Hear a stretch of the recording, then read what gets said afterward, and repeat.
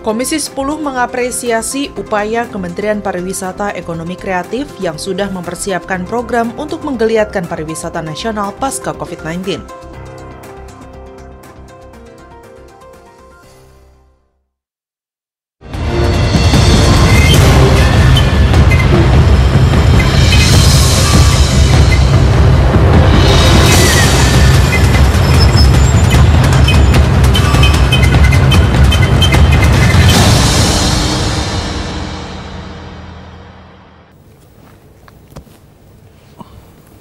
Selamat pagi, apa kabar pemirsa? Tentunya Anda bertemu bersama kami kembali dalam acara yang selalu akan memberikan inspirasi maupun wawasan baru untuk Anda, yaitu Suara Parlemen bersama saya Yusli Hayanti dan rekan saya. Saya Mindin Gro. Harus tetap semangat, walaupun misalnya di minggu ini adalah hari terakhir kita kerja atau menikmati tahun 2020, dan di minggu ini juga nanti nih ya, kita akan menyambut tahun baru di 2021. Ya, ini hari Senin di tahun 2020 ya, Senin terakhir. Senin terakhir. Karena hari Jumatnya besok kita sudah beda tahun lagi. Beda tahun, tapi masih semangat ya kerja di akhir tahun seperti ini ya. Semangatnya semangat sebenarnya. Soalnya kalau misalnya datang ke kantor saja melihatnya semua sudah kosong. Sudah kosong. Ya, teman-teman sudah sedang ada yang beristirahat, ada yang di rumah saja, bahkan ada yang berlibur. Kalau mendapatkan informasi pada pagi hari ini, kurang lebih diperkirakan 80.000 orang lebih dari Jakarta yang melakukan perjalanan jarak jauh, entah itu menggunakan darat,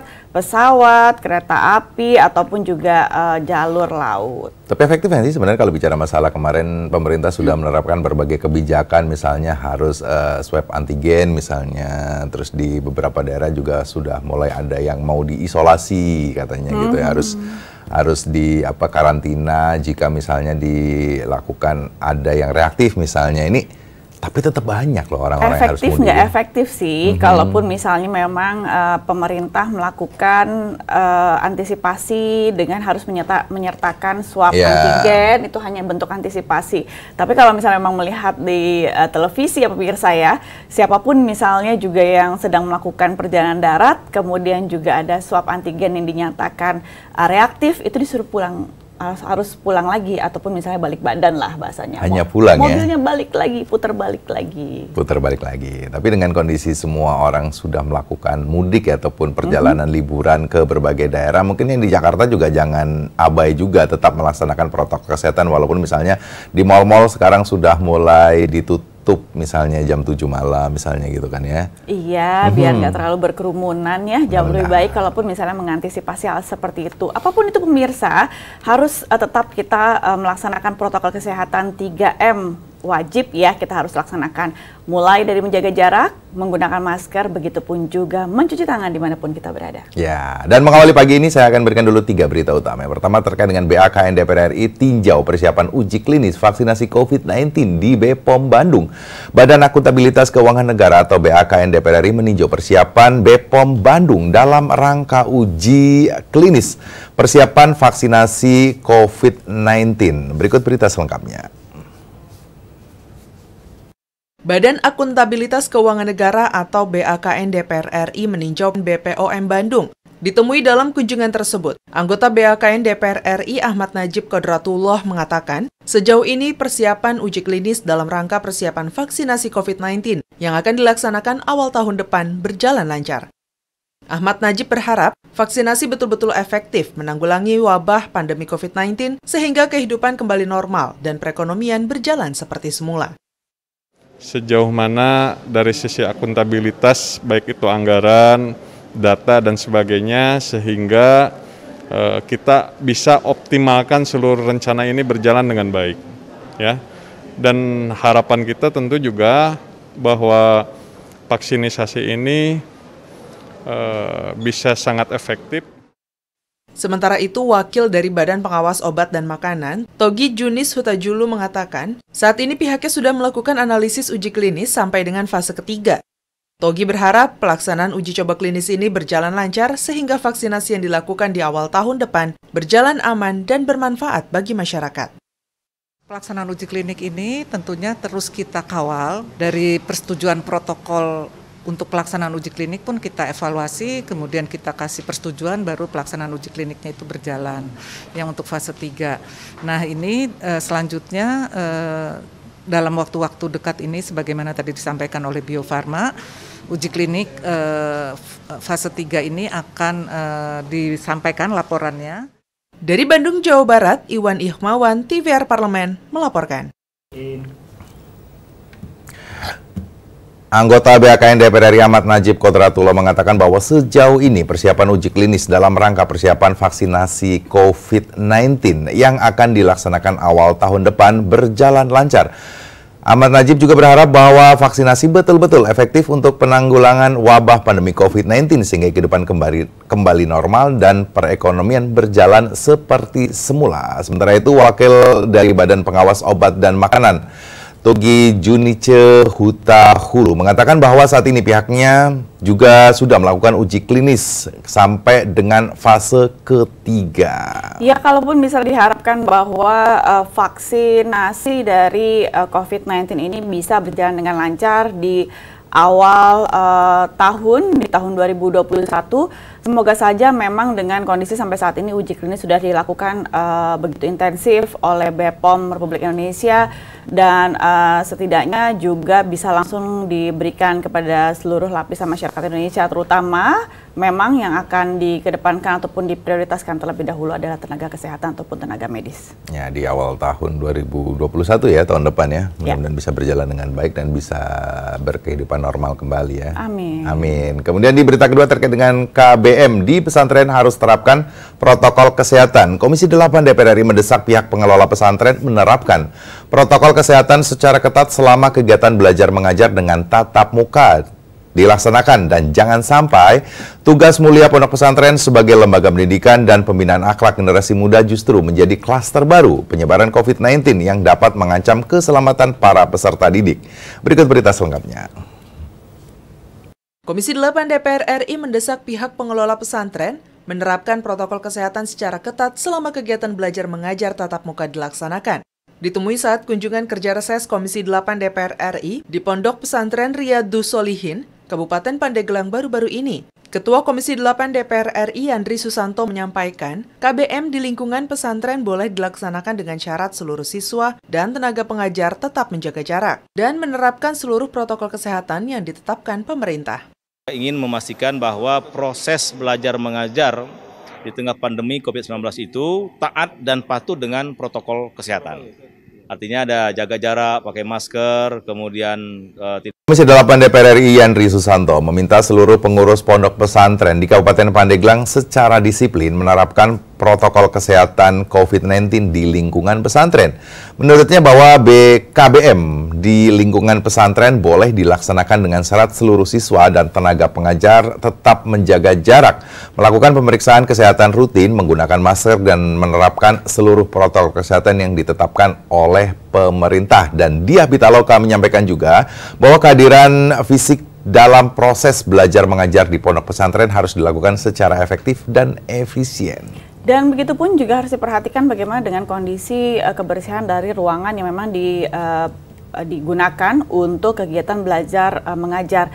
Dikarenakan juga memang sempat untuk beberapa pesantren di Pulau Jawa juga masih bisa dikatakan bahwa ini membentuk sebuah klaster baru. Tapi kita harapkan bahwa memang kegiatan belajar mengajar di pesantren juga sudah bisa dilakukan secara benar dengan mengedepankan yang namanya mematuhi peraturan protokol kesehatan yang ada. Ya, lebih agak riskan ya kalau bicara masalah pesantren karena memang murid-murid atau siswa pesantren ini kan menginap ya atau bermalam di pesantren, jadi akan lebih banyak bertemu dengan sesama murid atau santri gitu ya. Itu dia yang bahaya kan sebenarnya kan akan selalu bersama, jadi seperti kerumunan. Kerumunan ini. Kemudian di berita ketiga terkait dengan Komisi 10 DPR RI apresiasi upaya Kemenpakraf pulihkan pariwisata libatkan public figure. Komisi 10 DPR RI mengapresiasi upaya Kementerian Pariwisata Ekonomi Kreatif yang sudah mempersiapkan program untuk mengeluarkan atau menggeliatkan pariwisata nasional pasca COVID-19. Berikut berita selengkapnya. Komisi 10 mengapresiasi upaya Kementerian Pariwisata Ekonomi Kreatif yang sudah mempersiapkan program untuk menggeliatkan pariwisata nasional pasca COVID-19. Anggota Komisi 10 DPR RI Ferdiansyah mengatakan, Penunjukan pihak-pihak yang dipercaya Kemenparekraf pasti sudah melalui berbagai pertimbangan dan penilaian. Ferdiansyah menambahkan, untuk memaksimalkan promosi semestinya Kemenparekraf bisa melakukan evaluasi kembali atas keterlibatan para influencer. Kalau saya mengajak artis A, itu akan mengajak kira-kira masuk ke kabupaten A, bisa berapa ribu orang. Kalau saya ngajak artis B, itu akan datang ke provinsi B, itu berapa ribu orang. Nah, itu yang harusnya dibuat ukuran-ukurannya oleh Kementerian Pariwisata dan Ekonomi Kreatif. Wakil Ketua Komisi 10 DPR RI Hetifah Syaifuddin menyampaikan, setelah adanya pandemi COVID-19 yang belum teratasi di Indonesia, Kemenparekraf memang memiliki tugas yang lebih berat untuk bisa mengembalikan kepercayaan masyarakat. Hetifah menambahkan dengan penunjukan para influencer ini dapat mempromosikan dan mengenalkan cara baru berwisata. Nah, tentu saja itu harus disosialisasikan. Siapa yang mensosialisasikannya? Dan saya yakin justru masyarakat publik, ya termasuk kita sebagai wisatawan, ketika kita udah datang ke satu tempat dan kita yakini satu tempat itu baik, pasti kita juga bisa ikut menyebarluaskannya gitu. Pariwisata Indonesia dirasa perlu dihidupkan kembali sebagai bentuk dukungan percepatan pemulihan ekonomi nasional. Nadia dan Rangga, TVR Parlemen, melaporkan. Anggota Komisi 10 DPR RI Ferdiansyah mengatakan bahwa penunjukan pihak-pihak yang dipercaya Kemenparekraf pasti sudah melalui berbagai pertimbangan dan penilaian. Ferdiansyah juga menambahkan untuk memaksimalkan promosi semestinya Kemenparekraf bisa melakukan evaluasi kembali atas keterlibatan para influencer. Dan Wakil Ketua Komisi 10 DPR RI Hetifah Syaifuddin menyampaikan bahwa setelah adanya pandemi COVID-19 yang belum teratasi di Indonesia, Kemenparekraf memang memiliki tugas yang lebih berat untuk bisa mengembalikan kepercayaan masyarakat. Ya, apalagi kan kalau misalnya kita bicara sekarang ini kan juga dengan menteri baru ya, jadi diharapkan juga akan memberikan suasana baru, gebrakan baru, inovasi baru, dan tentunya juga program-program baru. Walaupun tinggal meneruskan juga beberapa program yang menteri yang sebelumnya sudah lakukan ataupun juga sudah rencanakan. Semoga saja kalau misalnya menteri baru ini kayaknya juga memang memiliki influencer yang sangat banyak ya. Jadi kalau misalnya untuk menarik wisatawan kembali ataupun juga kepercayaan masyarakat terhadap titik-titik destinasi pariwisata Indonesia, jangan diragukan lagi. Sepertinya memang kita harus optimistik untuk ke depannya. Ya, bicara masalah pariwisata memang satu sektor yang paling terdampak terkait COVID-19 ini ya. Betul. Jadi tugasnya cukup berat sekali nih Pak Sandiaga untuk bisa menjalankan roda pariwisata kembali normal. Pasca misalnya kita sudah dilakukan penyuntikan vaksinasi di awal tahun, mudah-mudahan berjalan dengan lancar ya. Iya, itu kan harapan kita semua di tahun depan. Ya. Dan pemirsa, 3 informasi yang mengawali Suara Parlemen edisi pada pagi hari ini sudah kami berikan ke hadapan Anda. Tentunya kami akan jeda terlebih dahulu karena kami sudah siap dengan surat kabar yang terbit pada pagi hari ini. Jangan kemana-mana ya, masih bersama kami tentunya di Suara Parlemen.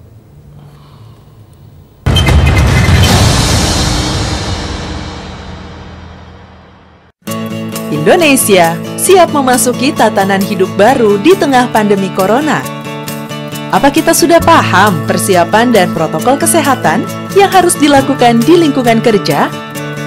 Pastikan kondisi tubuh sehat saat berangkat ke kantor.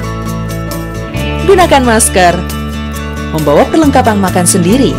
Sediakan hand sanitizer dan selalu mencuci tangan. Saat akan melakukan ibadah, ingatlah untuk saling menjaga jarak aman dan membawa perlengkapan ibadah sendiri. Karena tempat ibadah sudah tidak menyediakan alat ibadah untuk mengurangi penyebaran virus corona. Semoga kita semua mampu memutus mata rantai penyebaran COVID-19 dan roda perekonomian pun tetap berputar.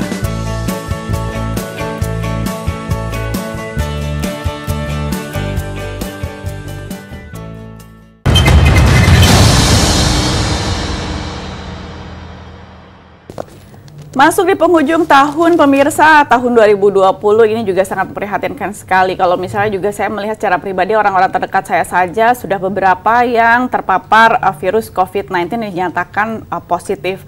Tentunya juga kita harus berjaga-jaga apalagi juga kita sudah masuk dalam tahap liburan yang memang ini cukup panjang sampai awal tahun 2021. Nah, tapi apa yang memang akan menjadi topik ataupun headline dari surat kabar pada pagi hari ini? Kami sudah siapkan, salah satunya yaitu dari Harian Kompas yang terbit pada hari ini. Tentunya kami segera masuk dalam headline surat kabar.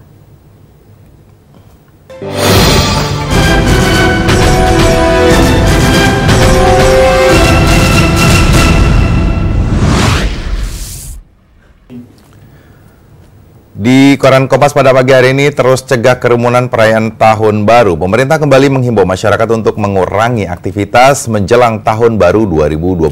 Pembatasan aktivitas akan menekan peningkatan kasus COVID-19 dan peningkatan kasus tercermin dari rasio kasus positif yang mencapai 22,1% pada Minggu 27 Desember kemarin. Sementara Organisasi Kesehatan Dunia WHO menganjurkan ambang tertinggi rasio positif di bawah 5%. Terbukti kan, kalaupun misalnya juga terhitung sampai kemarin saja, itu ternyata kenaikan sudah mulai terlihat. Nah, ini belum masuk pada perayaan Tahun Baru loh pemirsa, walaupun misalnya juga sudah dihimbau untuk tidak adanya membuat sebuah acara ataupun juga titik-titik yang mengundang keramaian ataupun juga kerumunan. Ya, jangan sampai nanti dipaksakan melakukan misalnya perayaan dengan kerumunan masyarakat nanti kalau dibubarkan oleh aparat kepolisian misalnya akan menjadi masalah baru. Jadi akhir tahun mau bersenang-senang misalnya gitu kan, tapi malah justru berisiko ya. Dijaga dulu aja Dijaga kali dulu. ya, karena kan ini untuk kebersamaan juga, kan khawatir juga kalau misalnya memang keluarga ataupun sanak saudara ataupun lingkungan sekitar kita terkena ataupun terpapar virus COVID-19 tersebut. Informasi lengkapnya memang detailnya ada di Harian Kompas pemirsa yang terbit pada hari ini, Senin 28 Desember tahun 2020. Jangan kemana-mana karena setelah ini kami akan hadir dengan tema pada pagi hari ini. Masih bersama kami tentunya di Suara Parlemen. COVID-19 di Indonesia pertanggal 20 Desember 2020 kembali memecahkan rekor. Data Kementerian Kesehatan menunjukkan penambahan jumlah kematian harian mencapai 221 orang hingga saat ini sudah 19.880 orang meninggal dunia akibat COVID-19. Untuk itu, pentingnya memperkuat sistem pelayanan kesehatan dan meningkatkan kualitas penanganan pasien COVID-19 di rumah sakit rujukan, khususnya di daerah yang saat ini memiliki angka kasus kematian COVID-19 tertinggi.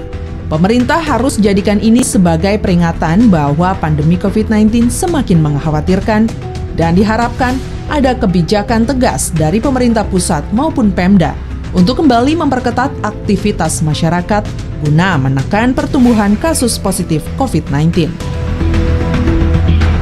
Apalagi ada libur panjang Natal dan Tahun Baru 2021 yang berpotensi menyebabkan terjadinya peningkatan angka COVID-19 dari klaster baru. Dengan memperhatikan kesiapan fasilitas kesehatan dan tenaga kesehatan, serta meningkatkan upaya testing, tracing, dan treatment untuk memutus mata rantai penyebaran COVID-19. Di sisi lain, masih rendahnya kepatuhan masyarakat dalam menjalankan protokol kesehatan. Oleh karenanya, pemerintah perlu mencari pendekatan lain dalam mengedukasi masyarakat untuk disiplin menerapkan protokol kesehatan. Dan bila diperlukan, pemerintah dapat kembali menerapkan pemberian sanksi tegas dan edukasi kepada masyarakat yang melanggar protokol kesehatan.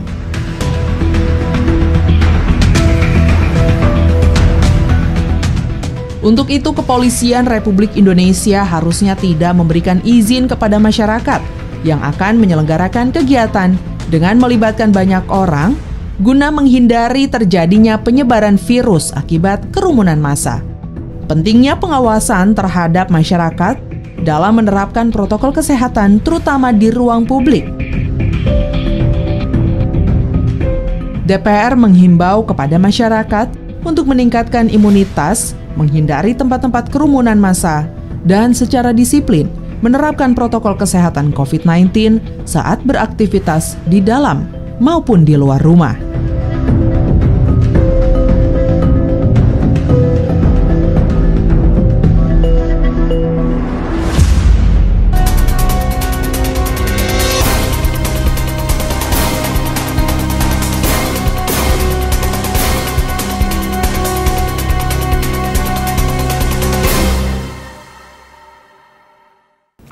Korlantas Polri akan menerapkan tes swab antigen bagi para pengunjung rest area yang melanggar protokol kesehatan selama pelaksanaan operasi Lilin 2020. Korlantas Polri Irjen Polisi Istiono menegaskan bahwa operasi justisi protokol kesehatan akan dilakukan Polri bersama TNI dalam skala besar selama operasi Lilin 2020. Dan selain itu, pengetatan penegakan protokol kesehatan juga akan dilakukan di semua gereja dengan menerapkan ketentuan jumlah jemaat maksimal hanya 50% dari kapasitas dan selebihnya dilakukan secara virtual.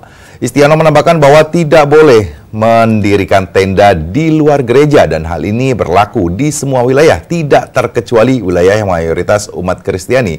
Dan sementara itu perayaan Tahun Baru, Istiono juga menegaskan bahwa tahun ini tidak ada izin keramaian yang dikeluarkan dari kepolisian baik untuk hotel maupun di lokasi wisata. Wah, kalaupun misalnya memang sudah dikeluarkan peraturan bahwa tidak ada yang namanya acara yang berpusat baik itu juga tempat wisata ataupun juga di hotel di seluruh Indonesia, ini berarti juga bahwa kita akan melakukan ataupun melewati penghujung akhir tahun 2020 di tempat masing-masing. Kalaupun misalnya memang Anda berada di hotel, ya tidak bisa ada sebuah acara yang seperti biasa di tahun-tahun sebelumnya, bahwa berkumpul misalnya di lobi ataupun misalnya juga di restoran dari ataupun salah satu area dari hotel tersebut, ini ditiadakan. Berarti nanti kalau misalnya tahun 2020 diharapkan semua akan berdoa masing-masing di rumah. Mudah-mudahan ya, kalau kita bicara masalah di tahun ini agak spesial ya. Jadi ini adalah momentum untuk bisa bersama keluarga mungkin ya, di rumah saja, makan bersama di keluarga atau bersama keluarga di rumah, tidak melakukan kegiatan di luar rumah misalnya. Juga bicara masalah bagaimana aktivitas hiburan malam tahun baru, mungkin Anda menonton televisi saja di rumah ya. Nah, mungkin tapi kalaupun misalnya enak, ya? Bagi Anda yang sedang pulang kampung, harus hati-hati. Kalaupun misalnya memang membuat sebuah pertemuan ataupun juga reunian, nah ini harus juga dipertimbangkan. Karena kalaupun misalnya Anda berasal dari kota Jakarta, bukan berarti kita tidak membawa virus loh untuk saudara-saudara ataupun orang lain yang tinggal di sana. Atau bahkan jangan-jangan juga ternyata Anda membawa virus dari sana. Ini harus diwaspadai sejak saat ini ya. Dan pemirsa, informasi lengkapnya akan kami lanjutkan kembali setelah jeda berikut. Jangan kemana-mana, masih bersama kami tentunya di Suara Parlemen.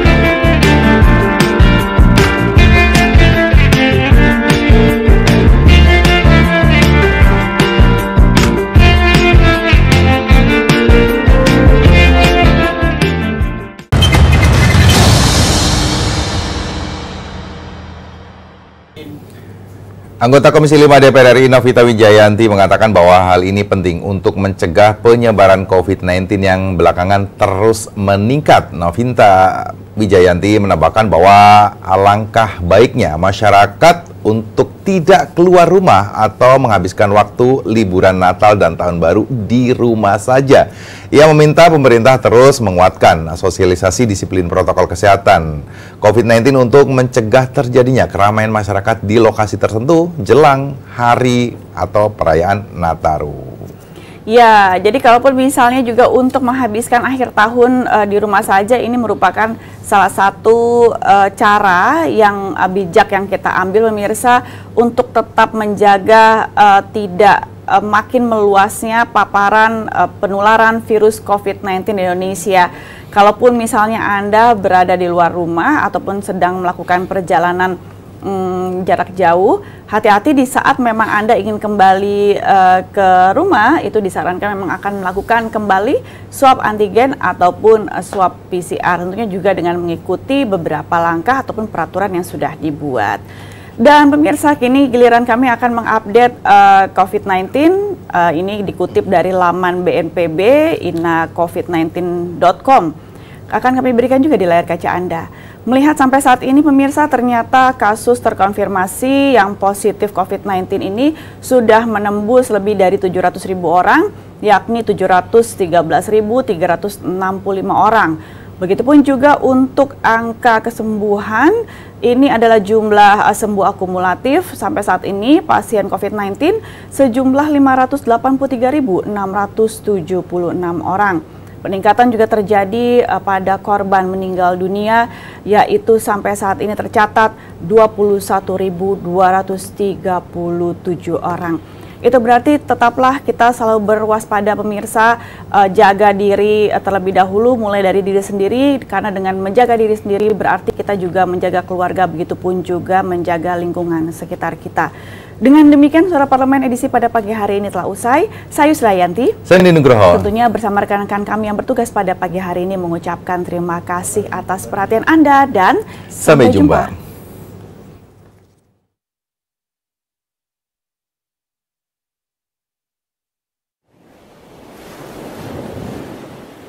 Tanah air